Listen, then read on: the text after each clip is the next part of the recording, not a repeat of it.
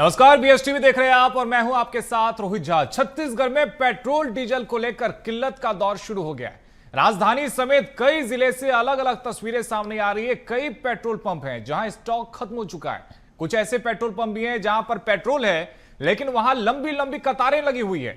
इधर पीएम मोदी देशवासियों से लगातार ईंधन का कम से कम इस्तेमाल करने की अपील कर रहे हैं, लेकिन इन सब के बीच अब पेट्रोल संकट पर सियासत शुरू हो गई है और यह सियासत नेताओं की पत्नियों तक पहुंच गई है। आज इसी विषय पर करेंगे चर्चा, लेकिन सबसे पहले देखिए ये रिपोर्ट।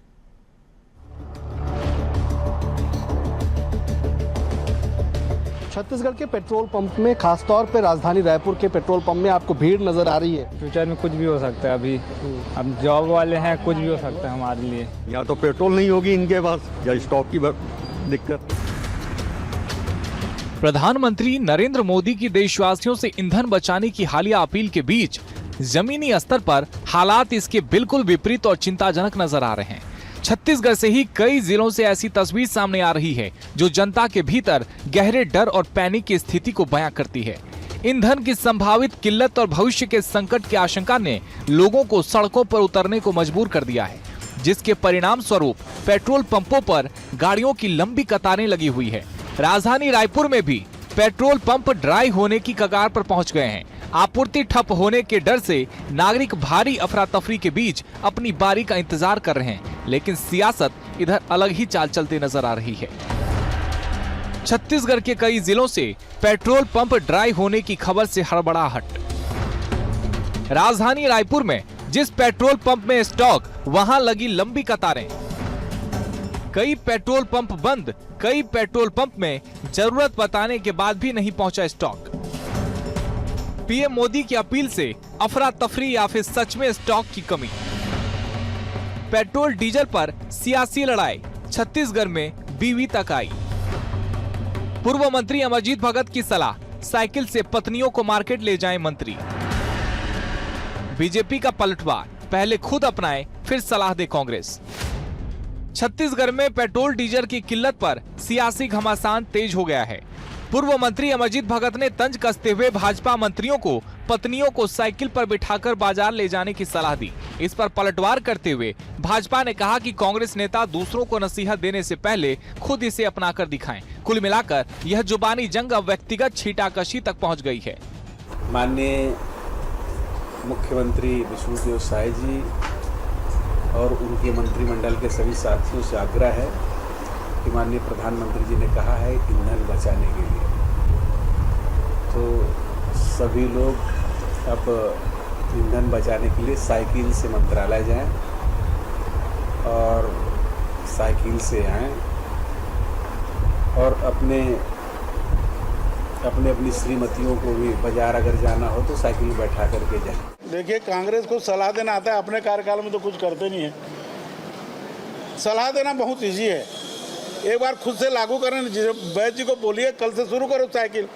आप शुरू करोगे तो हमारे प्रदेश से तक भी करेंगे। केंद्रीय मंत्रियों ने, कई मुख्यमंत्रियों ने, कई राज्य के मंत्रियों ने अपने काफिले छोड़ दिए हैं, कई ने कम कर दिए हैं। आम नागरिक भी प्रयास कर रहे हैं कि कैसे वो इसमें सहयोग कर सकते हैं। हाई कोर्ट के जजेस साइकिल से चल रहे हैं। तो ऐसे में कांग्रेस को बेतुकी बयानबाजी देने की बजाय इस अपील में अपना सहयोग करना चाहिए, क्योंकि देश सबका है, केवल भाजपा का नहीं है। और या तो कांग्रेस बता दे कि भारत देश उनका नहीं है। छत्तीसगढ़ में ईंधन की किल्लत ने जन असुविधा से ज्यादा अजीब सी राजनीति को हवा दी है। जहां जनता पेट्रोल पंपों की कतारों में खड़ी होकर भविष्य की बेखबरी से जूझ रही है, वहीं राजनेताओं का स्तर व्यक्तिगत छिटाकशी तक गिर गया है। पूर्व मंत्री अमरजीत भगत का मंत्रियों को पत्नियों को साइकिल पर बाजार ले जाने की सलाह अब अपरिपक्व राजनीति की तरह देखी जा रही है। कहते हैं कि संकट के समय सार्थक विमर्श के बजाय परिजनों को बीच में घसीटना लोकतंत्र की गरिमा को धूमिल करता है। अब कौन सही कौन गलत, इसका अंदाजा लगाने के लिए आप भी आजाद हैं। बीएसटीवी के लिए शिवम दुबे की रिपोर्ट। तो रिपोर्ट आपने देखी। आज इसी विषय पर करेंगे चर्चा। हमारे साथ में तीन बेहद खास मेहमान जुड़ गए। मेहमानों से आपका परिचय करवा देते हैं। हमारे साथ में बीजेपी से पुष्पेंद्र उपाध्याय जी जुड़े। पुष्पेंद्र जी, बहुत स्वागत है आपका। साथ ही हमारे साथ में कांग्रेस से अंशुल मिश्रा जी जुड़े। अंशुल जी, आपका भी बहुत स्वागत है। साथ ही हमारे सहयोगी अविनाश चंद्रवंशी भी हमारे साथ में चर्चा में। अविनाश, आपका भी स्वागत है। सबसे पहले अविनाश, आप ही के पास में आते हैं। स्थिति क्या है? लोगों में डर है, इसलिए स्टॉक में पेट्रोल या डीजल नहीं है, या फिर पेट्रोल और डीजल का स्टॉक नहीं है, इस वजह से लोग पैनिक मोड में हैं और इस तरह से पेट्रोल पंप पे भीड़ लगी हुई है।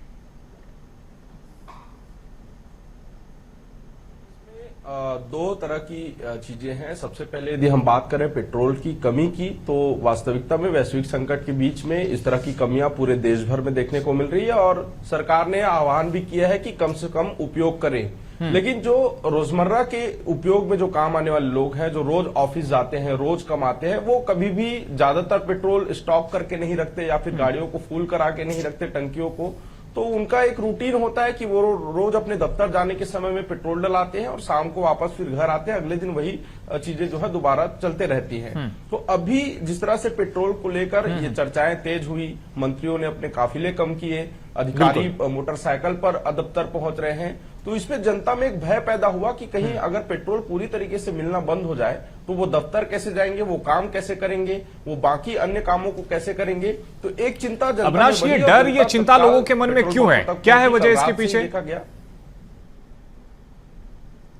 देखिए इसमें एक भय है कि अगर प्रधानमंत्री नरेंद्र मोदी कह रहे हैं कि देश में पेट्रोल की जो है खपत कम करनी होगी ताकि समस्या ना हो जाए आने वाले समय में, तो ये एक चिंता बढ़ गई है कि जब तमाम जो जनप्रतिनिधि हैं वो यदि पेट्रोल बचा रहे हैं, बड़े बड़े अधिकारी पेट्रोल बचा रहे हैं, तो फिर जनता के लिए तो निश्चित तौर पर असुविधा हो सकती है, आने वाले समय में पेट्रोल की कमी हो सकती है। और ये भय लोगों को परेशान कर रहा है और इसीलिए लोग पेट्रोल पंप में जाकर लंबी कतार में लगकर पेट्रोल जो है वो अपनी फ्यूल टैंक को फुल करा रहे हैं, ताकि उन्हें बाद में दिक्कत ना हो। लेकिन ये काफी पैनिक जो है लोग होते जा रहे हैं, लेकिन समय वैसा ही है कि पैनिक होने की स्थिति बन रही है। जी बिल्कुल, अविनाश लौटूंगा आपके पास में।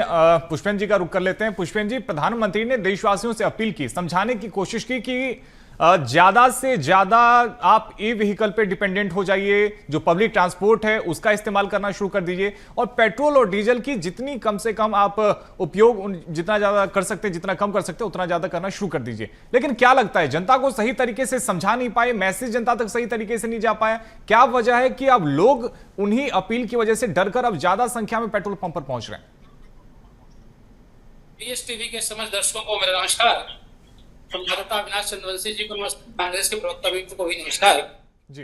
मैं BSTV के लोकप्रिय चैनल के माध्यम से बताना चाहता हूं, भारत देश के यशस्वी प्रधानमंत्री आदरणीय नरेंद्र मोदी जी ने देश की जनता से अपील की थी कि हम सब लोग, चूंकि अभी देश में वर्ल्ड वार चल रहा है, युद्ध की स्थिति है, तो हम चूंकि डीजल और पेट्रोल को अपने यहाँ देश में लेते हैं, तो उसका हम संयमित इस्तेमाल करें, आवश्यकता है वहां इस्तेमाल करें। क्योंकि अगर मान लीजिए अभी आदरणीय मुख्यमंत्री जी ने अपने काफिले को कम किया है, आदरणीय OP चौधरी जी ने अपने काफिले में 1-2 गाड़ी से चलने का निर्णय लिया गया, तो स्वागत योग्य है। मुझे ऐसा लगता है कि जितनी आवश्यकता है उतना अपन डीजल और पेट्रोल का उपयोग करें। लेकिन ये बात तो आप भी मानेंगे ना कि प्रधानमंत्री की अपील के बाद में लोगों में एक डर बन गया है और लोग उसी डर की वजह से अब ज्यादा से ज्यादा संख्या में पेट्रोल और डीजल को भरवाने के लिए पेट्रोल पंप पे लाइन लगा रहे हैं। हम लोग सौभाग्यशाली हैं कि हमारे देश में आदरणीय नरेंद्र मोदी जी जैसे प्रधानमंत्री हम सबको मिले हैं। कोरोना जैसी स्थिति हम लोगों ने देखा और उसको बहुत अच्छे से हम सब लोगों ने उससे निकल करके आए। तो ये कोई ऐसा चिंता का विषय नहीं है। देश के यशस्वी प्रधानमंत्री नरेंद्र मोदी जी ने साफ शब्दों में कहा, जितनी आवश्यकता है उतना पर पेट्रोल डीजल लें, पेट्रोल डीजल का स्टॉक ना करें और धीरे धीरे सप्लाइयां हो रही हैं और अपन दुरुपयोग उसका ना करें, इस टाइप से है। और मुझे ऐसा लगता है कांग्रेस और पार्टी के पास कोई आधार नहीं है। पेट्रोल डीजल का समाधान भारतीय जनता पार्टी, ठीक है, कांग्रेस के पास में कोई मुद्दा नहीं, कांग्रेस से जवाब लेते हैं। हमारे साथ में कांग्रेस से अंशुल मिश्रा जी भी जुड़े हुए हैं।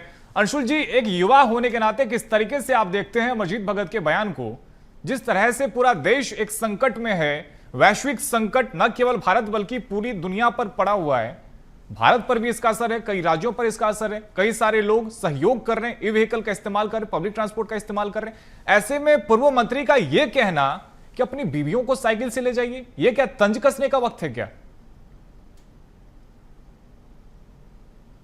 झा साहब, सर्वप्रथम तो आप सभी को नमस्कार और मैं आपको विशेष रूप से नमस्कार करना चाहता हूं एवं धन्यवाद देना चाहता हूं कि कम से कम आप इतने जिम्मेदार प्रवक्ता है, जिम्मेदार माफ कीजिए पत्रकार है, कि आपके श्रीमुख पर यह बात आ गया कि भारत एक वैश्विक संकट से जूझ रहा है। बिल्कुल, अभी बंगाल चुनाव के जस्ट पहले भारत वैश्विक संकट से नहीं जूझ रहा था। क्यों नहीं जूझ रहा था ये पता नहीं, इसके पहले यही जो तथाकथित यशस्वी प्रधानमंत्री जी हैं वो यह कहते थे कि हमारे पास 75 दिन का रिजर्व रखा हुआ है, संसद के पटल पर उन्होंने कहा था।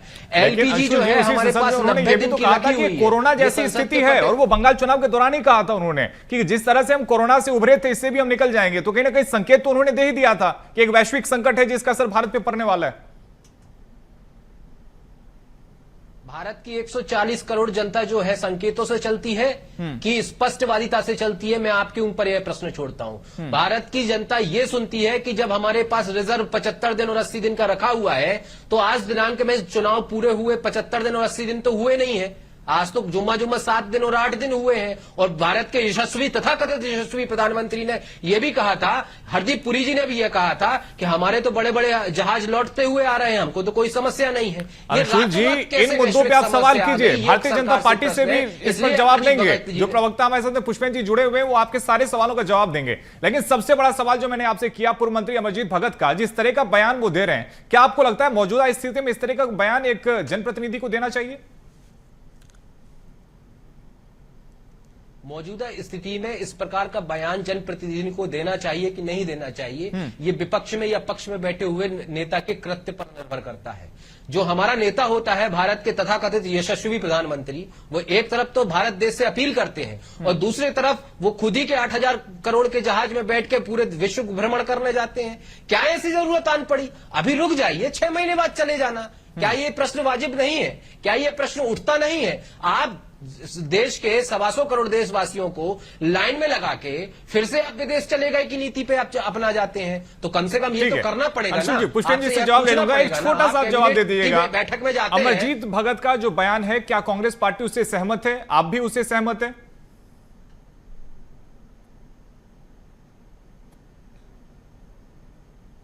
अमरजीत भगत का बयान उनके कृत्यों के हिसाब से सर्वथा उचित है। ठीक है, पुष्पेंद्र जी जवाब दीजिए।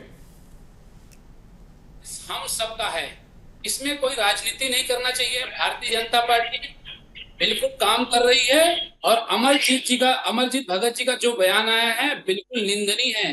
वो पहले खुद अपने घर में देखें, अपने पत्नियों को साइकिल पे ले जाकर करे। और हमारे देश के यशस्वी प्रधानमंत्री, हम लोग सौभाग्यशाली हैं, उन्होंने अपने काफिले में बदलाव किया है। कोई देश का प्रधानमंत्री ना आज तक किया है, ना कर सकता है। इसके पहले कांग्रेस की सरकार थी, हम लोग तो कल्पना करते अगर कांग्रेस की सरकार होती तो देश का क्या होता।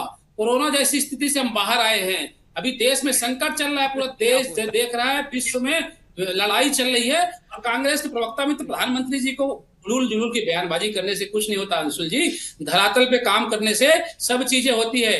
देश के यशस्वी प्रधानमंत्री जी आगाह कर रहे हैं, हम सब लोगों को जितनी आवश्यकता है उतना उपयोग करना है। इसमें समस्या कहाँ पे है? इसमें समस्या कांग्रेस के लोगों को हमेशा से हुई है। बयानबाजी कांग्रेस का करना काम है। ठीक है, छोटा सा जवाब 10 सेकंड मैं बताना चाहता हूँ रोहित जी, किसी प्रकार की कोई तकलीफें नहीं है, बस ये है कि कहा कि हमारे देश के यशस्वी प्रधानमंत्री जी बड़ा काम कर रहे हैं। अगर देश में कांग्रेस की सरकार होती तो क्या होता? जो भी होता देश में कांग्रेस की सरकार होती, ये इतना बड़ा झूठ तो नहीं होता जो अभी चल रहा है कि 5 दिन पहले कोई वैश्विक संकट नहीं था क्योंकि चुनाव था, और 5 दिन बाद एक साथ वैश्विक संकट आ गया। तो कम से कम जो होता वो होता, लेकिन ये तो नहीं होता। आदरणीय पार्टी का इतिहास, अरे इतिहास बताओ, वर्तमान की तमिलनाडु में चुनाव नहीं जीत पाई कांग्रेस पार्टी। 48 साल से पश्चिम बंगाल में इनकी सरकार नहीं थी, उसकी उतनी भागीदारी। आपने कहा कि जितना सहयोग चाहिए, जितना उपयोगिता है उसका उतना उपयोग करिए। तो जब हम उतना उपयोग कर रहे हैं तो प्रधानमंत्री जी के पेट में दर्द क्यों हो रहा है? झारखंड में कभी मैं आपसे पूछना चाहता हूँ, और आपसे ये प्रश्न किया जाता है उसका जवाब ही नहीं देते। मंत्रियों को क्या हरदीप पुरी जी ने गलत बयानबाजी करी? जा साहब, इनसे पूछ लीजिए। मोदी जी के ऊपर संसद के पटल पर बात रख लेते हैं, ऐसे लोगों की बात नहीं आ पाएगी। क्या नरेंद्र मोदी जी ने झूठ बोला? ठीक है, अविनाश से जवाब लेते हैं, उसके बाद आप दोनों के पास में लौटूंगा। अविनाश, एक तरफ हम ये देख रहे हैं कि पेट्रोल पंप पर जिस तरह से लंबी लंबी कतारें लगी हुई है, एक तरफ प्रधानमंत्री लोगों से अपील कर रहे हैं, जनप्रतिनिधियों से भी अपील कर रहे हैं कि जितना हो सके अपने काफिला को छोटा रखिए। दूसरी तरफ वो लोगों से अपील कर रहे हैं कि आप पब्लिक ट्रांसपोर्ट का इस्तेमाल करिए। और ऐसे दौर में जिस तरीके की बयानबाजी की जा रही है, और खासतौर पे महिलाओं को लेकर के, क्या इसे स्वीकार किया जा सकता है? देखिए, मैं बयानबाजियों पर विशेष टिप्पणी नहीं करूंगा क्योंकि वो राजनीतिक बयानबाजियां इस तरह से पहले भी देखी गई हैं और इस तरह की स्थितियां पहले भी हो चुकी हैं। लेकिन अगर हम वैश्विक संकट की यदि हम बात करें तो 2013 में भी ये स्थितियां देखने को मिली थी। यूपीए की सरकार थी और सभी सरकारों में जो भी वैश्विक संकट आते हैं सरकार अपने अनुसार निर्णय लेती है, अपने अनुसार अपील करती है जनता से। लेकिन समस्या यहाँ पर यह है कि जब क्योंकि आम लोगों से जुड़ी समस्या है, सबसे ज्यादा लोग जो है रोजाना जो सड़कों पर चलते हैं वो लोग पेट्रोल का उपयोग करते हैं, जो रोज काम पर जाते हैं वो लोग पेट्रोल का उपयोग करते हैं, स्कूल बसें चलती है, एम्बुलेंस चलता है, अस्पताल चलता है, तमाम अलग अलग जगहों पर पेट्रोल का उपयोग होता है, ईंधन का। लेकिन सबसे महत्वपूर्ण विषय ये है कि जो व्यवस्थाएं होनी चाहिए, यदि हम अगर विश्वगुरु बनने की बात कर रहे हैं, हम भारत में तमाम तरह की आधुनिकता की यदि हम बात करते हैं, लेकिन हमारे पास पर्याप्त ईंधन नहीं है। भारत जैसे देश में यदि केवल 60 दिन के लिए ईंधन हो तो एक चिंता का विषय है, क्योंकि यहाँ पर लोग जो है सरकार पर काफी डिपेंडेंट होते हैं, सरकार पर विश्वास जताते हैं। यदि सरकार के कहने पर लोग उनकी अपील को देखते हुए अगर उनकी बात भी मान रहे हैं, लेकिन तमाम व्यवस्थाएं नहीं है। रायपुर शहर की यदि हम बात करें तो लगभग 80% पेट्रोल पंप जो ड्राई हो गए हैं। चर्चा इस बात की है कि पेट्रोल के दाम बढ़ जाएंगे, तो लोग इस भय में भी पेट्रोल खरीदने जा रहे हैं। तो इस बात की भी गारंटी सरकार को देनी चाहिए। पुष्पेंद्र जी, जवाब दे दीजिए, यदि लोग असमंजस की स्थिति क्यों बनाए हुए हैं? यदि हमारे पास पेट्रोल नहीं है, यदि जो हमारे पास में रिजर्व है वो खत्म हो रहा है, उस पर संकट है, तो क्यों नहीं देशवासियों को बता दिया जाता है?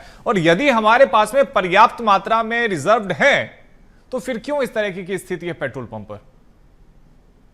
रोहित जी, मैं आपके लोकप्रिय चैनल के माध्यम से बताना चाहता हूँ, आदरणीय देश के यशस्वी प्रधानमंत्री जी ने साफ शब्दों में कहा है कि हम सब लोगों को जितनी आवश्यकता है, जैसे अभी अविनाश चंद्रवंशी जी बता रहे थे, हमें जितनी आवश्यकता है हम उतना ही पेट्रोल डीजल ले, कहीं किसी प्रकार की कोई संकट नहीं है।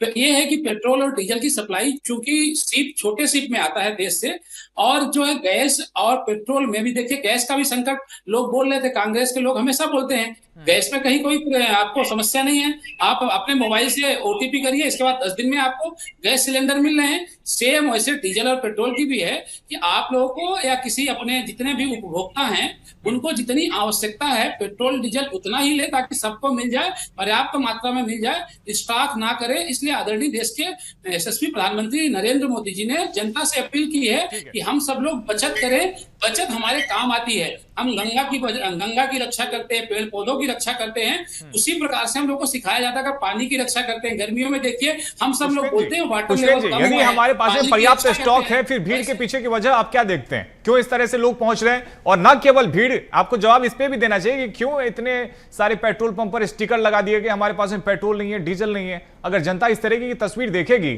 तो डर तो उनके मन में उत्पन्न होगा ही। देखिए ऐसा है कि रोहित जी मैं बता रहा हूं कि कहीं ना कहीं सभी जगह आपूर्तियां हो रही हैं। जहां पे लोग स्टॉक करते थे, स्टॉकिस्ट से बोला कि स्टॉक नहीं करना है, और जो उपभोक्ता आ रहे हैं, अगर मान लीजिए उनको 200 रुपए का डीजल पेट्रोल देना है, 200 का दीजिए, टंकी नहीं कराएं, सबको आवश्यकता अनुसार मिलता रहे। 200 का ले, इसके बाद सबको 200 रुपए का मिले, ऐसा करके सभी पेट्रोल पंप में प्रक्रिया चल रही है। क्योंकि सवाल करना चाहते हैं जल्दी से अंशुल जी, लोगों को आह्वान किया है कि उसका ध्यान रख के हमको काम करना है। अभी आदरणीय ने ये कहा कि हमें, हमारे यशस्वी प्रधानमंत्री जी ने कहा कि हमें बचत करना चाहिए। बचत इंसान, हमारा देश ना बचत प्रधान देश है, हमें बचत के मामले में आगे बढ़ना चाहिए। बिल्कुल सही कहा कि बचत हमें करना चाहिए। बचत हम कब करते हैं? जब कुछ चीज हमारे पास होती है उसमें बचत करते हैं। अभी अविनाश जी ने बताया कि 80% जो हमारे पेट्रोल पंप है वो ड्राई हो गए, अब हम क्या बचत करेंगे? हवा को बचत करेंगे क्या? इस बात को जब आपको तुरंत दे देंगे। दूसरी बात, इन्होंने कहा कि हमारे यशस्वी प्रधानमंत्री जी, अगर हमारे प्रधानमंत्री जी इतने ही बड़े, बहुत बड़े यशस्वी प्रधानमंत्री जी हैं, तो उन्होंने रूस और यूक्रेन का युद्ध एक बार रुकवा दिया था। एक बार ट्रंप को, अपने मित्र को फोन लगा देंगे, हमारे स्टेट ऑफ हार्मोन से हमारा समस्या का समाधान करा देंगे। ईरान हमारा पुराना मित्र रहा है, डीजल पेट्रोल हमारे पास उपस्थित हो जाएगा, हम उसमें बचत कर लेंगे। ये तो कांग्रेस की ओर से समाधान है। क्या हिमाकत है वो तथाकथित यशस्वी प्रधानमंत्री की कि वो इस प्रकार का काम कर देंगे? उन्हें तो ठंडे प्रदेशों में जाके घूमने का, विचरण करने का इच्छा है, ललायत हो रही है। कहां 125 करोड़ देशवासियों के बारे में वो सोचेंगे? उन्होंने तो सिर्फ लाइन पर लगा दिया हमें और आपको। अब रही अमरजीत जी की बात, अमरजीत जी ने कहा कि हाँ बिल्कुल, जिनके खुद के परिवार होते हैं उनको अपनी महिलाओं को लिए भी साइकिल पर लेकर जाना चाहिए। बीजेपी के सारे नेताओं को अपने वाइफ को लेकर जाना चाहिए। वो बीजेपी को बुरा इसलिए लगा क्योंकि इनके सर्वोच्च शिखर पर बैठे हुए नेता की पत्नी है ही नहीं, कहाँ है ये हमें आपको पता है, इसलिए व्यक्तिगत टिप्पणी नहीं करनी चाहिए ना इस तरह से किसी, तो सही कह रहे हैं, इस तरह से, और खासतौर पे देश के प्रधानमंत्री को लेकर के व्यक्तिगत टिप्पणी नहीं करनी चाहिए। मुकाबले की सरकार ने, किस प्रधानमंत्री ने, किस मुख्यमंत्री ने आपसे पहले काम किया हमें बता दो।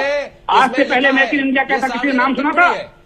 भारत मेक इन इंडिया हथियार बना रहा है। मोदी जी की तुलना बिल्कुल नहीं कर सकते हो। हम लोग सौभाग्यशाली हैं कि मोदी जी जैसे प्रधानमंत्री हमारे देश को मिले हैं। व्यक्तिगत टिप्पणी नहीं है, जसोदा बहन जी उनके साथ नहीं रहती, ये व्यक्तिगत नहीं, ये सार्वजनिक है भाई साहब। ये इसमें देखिए ऐसा है, कांग्रेस के उलूल जुलूल बयानबाजी से कुछ नहीं होने वाला है। कैसा है ये बताइए कि पेट्रोल डीजल की किल्लत क्यों है? इसलिए कांग्रेस पार्टी को, कांग्रेस को उखाड़ फेंकी है। देश की जनता सब जान रही है, भारतीय जनता पार्टी वही जनता है जो अभी पूरे देश में भारतीय जनता पार्टी की सरकार है और अभी पश्चिम बंगाल में भारतीय जनता पार्टी की सरकार बनी हुई है। जनता सब जानती है, जनता के सामने पूरी तस्वीरें हैं। कांग्रेस की उलूल जुलूल बयानबाजी से कुछ नहीं होगा। अमरजीत भगत जी पहले अपना घर देखे, इसके बाद भारतीय जनता पार्टी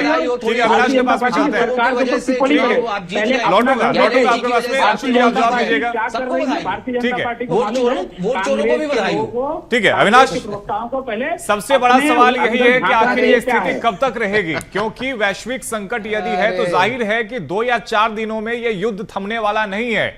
अभी भी इजराइल की तरफ से, अमेरिका की तरफ से या ईरान की तरफ से ऐसा कोई स्टेटमेंट नहीं आया है जिससे कि माना जाए कि युद्ध अभी थम जाएगा। और मौजूदा स्थिति में भी अगर हम देखें, अगर कल के कल भी यह युद्ध थम जाए, कोई चमत्कार हो जाए, तब भी तुरंत हमारे पास में पेट्रोल डीजल नहीं आने वाला है। ऐसे में भारत किस तरह से तैयार है? देखिए ये पूरा जो मामला है, क्योंकि वैश्विक संकट की यदि हम बात करते हैं तो सरकार को ये सुनिश्चित करना बेहद जरूरी है कि कब तक पेट्रोल डीजल जो है, जो ईंधन है, वो पर्याप्त मात्रा में उपलब्ध हो पाएंगे। क्योंकि लोग इसी बात को लेकर पैनिक हो रहे हैं कि आज मिल रहा है तो ठीक है, कल का कोई भरोसा नहीं है। ये बात जब हम पेट्रोल पंप पर तमाम ऐसे उपभोक्ताओं के पास पहुंचे तो उनके द्वारा यही कहा जा रहा था कि आज कब मिल जाए तो ठीक है, नहीं तो कोई भरोसा नहीं है। तो ये भरोसा दिलाने की बात है कि सरकार ये तय करे कि आज से 15 दिन, 20 दिन, 25 दिन, जितने दिन भी बाद हो, जो भी स्टॉक है उसकी जानकारी क्लियर करे, ताकि लोगों के मन में संतुष्टि हो, भय ना हो, वो पैनिक ना हो। दूसरी बड़ी बात यह है कि जो तमाम जो व्यवस्था की बात की जा रही है कि जो अधिकारी जो है अपनी गाड़ी में नहीं जा रहे हैं, काफिले में कटौती की जा रही है। देखिए ये तमाम अपील करने के लिए होता है, लोगों को संदेश देने के लिए, लेकिन कहां पर सबसे ज्यादा उपयोग हो रहा है पेट्रोल डीजल का, ये देखना होगा। प्लांट चल रहे हैं, बड़े बड़े ट्रांसपोर्ट कंपनियां चल रही हैं, उनमें अब स्थिति ये देखने को मिल रही है कि अब फिर से वही लॉकडाउन के जैसे 2 रुपए का सामान 10 रुपए में मिलना शुरू होगा। तो कहां पर ये उपलब्ध होना चाहिए, किन्हें उपलब्ध कराना है और कितना स्टॉक है, ये यदि लोगों की जानकारी हम भले लाख दावा ये कर दे कि हमारे पास में पर्याप्त मात्रा में पेट्रोल और डीजल है, लेकिन जब तक लोग पेट्रोल पंप जाएं उन्हें पेट्रोल डीजल ना मिल पाए, और खासतौर पे यदि वहां पे एक नोटिस चिपका दिया जाए जिसमें यह साफ तौर पे लिखा हो कि हमारे यहाँ पेट्रोल डीजल का स्टॉक नहीं है, जिसकी वजह से हम आपको तेल नहीं दे पा रहे हैं, तो लोगों के मन में तो ये डर, ये भय उत्पन्न होगा ही। अंशुल जी। हाँ, ये डर उत्पन्न तो होना लाजमी है ना। सरकार एक तरफ सरकार संसद के सुंदर मंदिर में यह कहती है कि हमारे पास सब है, और दूसरी तरफ धरातल पर स्पष्ट ये हो जाता है कि 80% पेट्रोल पंप ड्राई है। अभी हमारे बीजेपी के साथी प्रवक्ता ने यह बताया कि कांग्रेस तो भ्रम फैला रही है, गैस तो हमारे पास शुरू से थी, आज भी है और कल भी रहेगी। अरे सरकार, जब गैस हमारे पास थी, है और कल भी रहेगी, तो 3000 रुपए में कैसे बढ़ गया कमर्शियल गैस सिलेंडर का भाव? ये कैसे हो गया? रातों रात कोई ऊपर से चमत्कृत कार्य हो गया क्या? और आपने कहा कि घरेलू गैस का उत्पादन बिल्कुल सही हो रहा है। अगर घरेलू गैस का उत्पादन बिल्कुल सही हो रहा है तो 180 रुपए कैसे बढ़ा दिया भाई साहब? क्यों बढ़ा दिया? कोई नया चमत्कार हो रहा है क्या? ये देश के ऐसे यशस्वी प्रधानमंत्री हैं क्या कि दूसरों को बढ़ाते जाएंगे और खुद ऐश करते जाएंगे? भारत ऐश करने से नहीं चलता मान्यवर। भारत सही विजन और सही दिशा के अनुसार चलता है। भारत के पास सही विजन और दिशा और जो मार्गदर्शक है वह खुद एक जो है वह घूमने वाला प्राणी है, देश को विजन देने वाला प्राणी नहीं है। ऐसी वैश्विक संकट भारत में कई बार आया है, उसे छाती चौड़ी करके भारत ने कहीं न कहीं संभालने का प्रयास किया है। विपक्ष में होने के नाते कपिल, आप लोगों को भी तो जनता से करनी चाहिए, जनता से आप लोगों को भी करना चाहिए, कहना चाहिए कि भाई ज्यादा से ज्यादा हो सके तो बचत करो। साथ में अपने नेताओं को भी ये चीज कहनी चाहिए बाकायदा कि दूसरों को आप ये नसीहत दे रहे हैं कि साइकिल से घूमना शुरू कर दो, तमाम चीजें।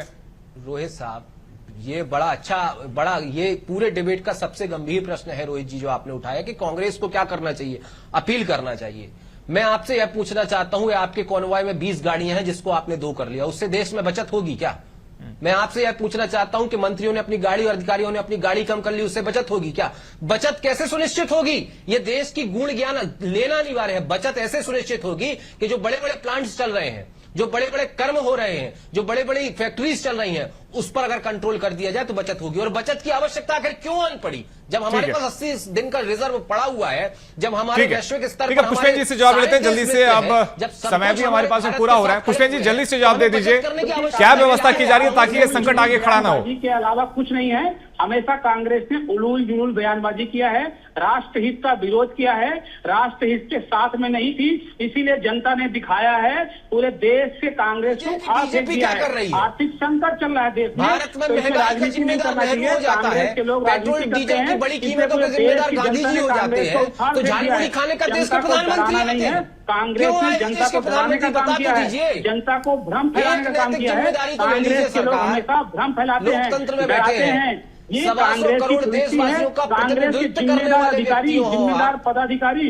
उलूल जुलूल के बयानबाजी करते हैं। कांग्रेस अरे कांग्रेस में कोई जिम्मेदार अधिकारी नहीं होता सरकार, ये क्या कुछ भी बोलते हैं पड़ेगा क्योंकि समय पूरा हो चुका है। लेकिन सबसे आप दोनों से गुजारिश है कि कम से कम इतने गंभीर मुद्दे पे सियासत इस तरह से नहीं होनी चाहिए। जब पूरा देश एक संकट से जूझ रहा है, हमें एक साथ आना चाहिए और ये कोशिश करनी चाहिए कि इस तरह की संकट की स्थिति ना बने, और यदि इस तरह की संकट की स्थिति बनी है तो हम इससे बाहर निकल जाए और सूझबूझ के साथ बाहर निकले। फिलहाल हमारे साथ चर्चा में इतना ही। बहुत शुक्रिया पुष्पेंद्र जी आपका, अंशुल जी आपका, और साथी अविनाश आपका भी हमारे साथ में जुड़ने के लिए। तो देखिए, पेट्रोल और डीजल पर जमकर सियासत हो रही है। कई सारे ऐसे पेट्रोल पंप हैं जहां पर अभी से ये नोटिस चिपका दिया गया है कि हमारे पास पेट्रोल और डीजल नहीं है। ऐसे में सवाल सबसे बड़ा यही है कि आखिर भारत के पास में अब कितने दिनों का रिजर्व बचा हुआ है, और यदि हमारे पास में रिजर्व है तो फिर ऐसी स्थिति क्यों उत्पन्न हो गई है? और सबसे बड़ा सवाल यह कि इतने गंभीर विषय पर आखिर सियासत होना कितना सही है। फिलहाल इस चर्चा में इतना ही। खबरों का सिलसिला जारी है, आप देखते रहिए BS TV। नमस्कार।